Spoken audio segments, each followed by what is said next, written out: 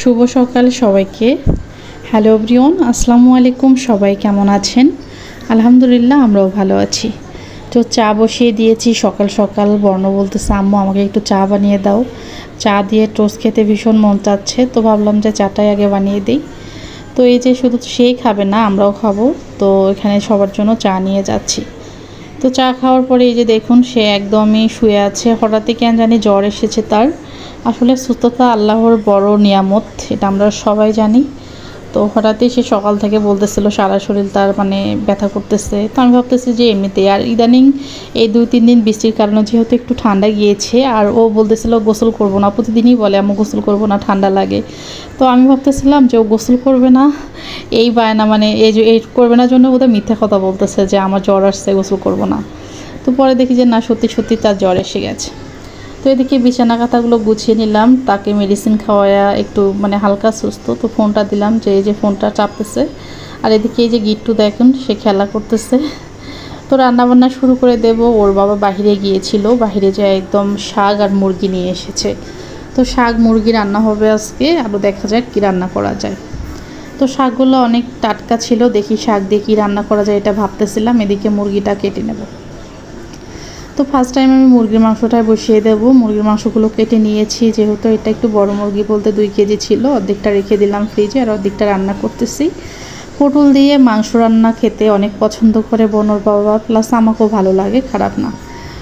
তো আমি পটলগুলো ভেজে নিলাম, নেওয়ার পরে মাংসগুলো ভেজে নিচ্ছি। তো ভেজে নিয়ে আর কি রান্না হবে। তো মুরগির মাংস সবসময় আমি একটু ভাজারও ট্রাই করি, ভেজে রান্না করারই চেষ্টা করি সব সময়। তবে মাঝে মধ্যে না ভেজেও রান্না করি, যদিন যেমন লাগে আর কি। তো যাই হোক, মাংসটা আমার ভাজা হয়েছে। আমি এখানে পেঁয়াজ হালকা ব্লেন্ড করে নিলাম, খুব বেশি একদম করিনি, জাস্ট হালকাভাবে। আর আমার হাতের পেঁয়াজ এই যে কুচি কুচি একদম চিকন করে সবাই দেখি পেঁয়াজ কাটে, আমি এটা পারি না। এই জন্য আমার পেঁয়াজ মোটা মোটা করে কাটাই হয়ে যায়। তো তখন যখন খুব বেশি মোটা হয়, সেদিন আমি হালকা ব্লেন্ড করে নিই আর কি। তো সব কিছু মশলা দিয়ে কষিয়ে নিচ্ছি। আর মুরগির মাংস একটু কষিয়ে রান্না করলে খেতে ভালো লাগে আর কি, কষানো কম হলে এই মাংসটা খেতে একদমই ভালো লাগে না। তো সকালবেলা ঘুম থেকে উঠেই আজকে কেন জানি উঠতেই মন চাচ্ছিল না সকালে। আসলে রাত্রে বাবু এত ডিস্টার্ব করে, ইদানিং যা বলার বাহিরে। ওর মনে করেন যে রাত্রে একটার দিকে ঘুম আসে, আবার 3-4 বার তার বেশিও উঠে যায়। তো সকালে একদমই উঠতে মন চায় না। তো যেহেতু ওর বাবা বাসায় আছে, একটু চাপটা কম ছিল, কারণ বাইরে গেলে তো আরও চাপ বেশি হয়ে যায়। আসলে আমাদের মেয়েদের রান্নাবান্না, সংসারে যেটুকু কাজ, আবার বাচ্চা ছোট থাকলে যা হয় আর কি, একটু চাপই হয়ে যায় সব মিলায়। তো তারপরেও তো করতে হবে, খেতে হবে, এটাই জীবন।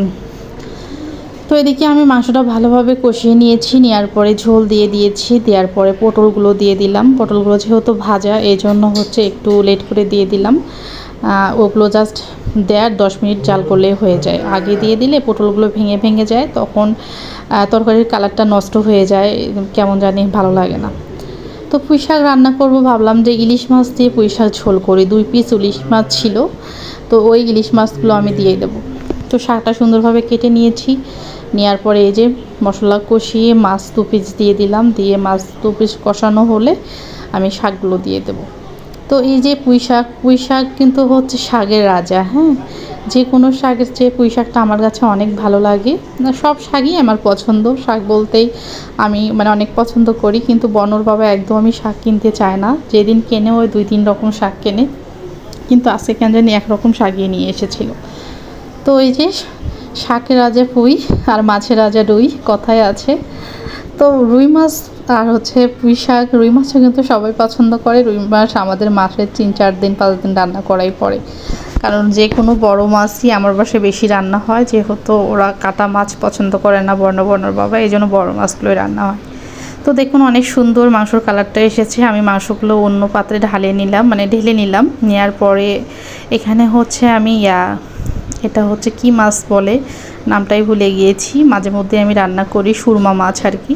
ওইটা ভেজে নিয়েছি। ভেজে নিয়ে এই যে মশলাটা কষিয়ে নিলাম, নিয়ে এখানে কিছুটা পানি দিয়ে, পানিটা বলক আসলে মাছটা রান্না করে নামিয়ে নিলাম।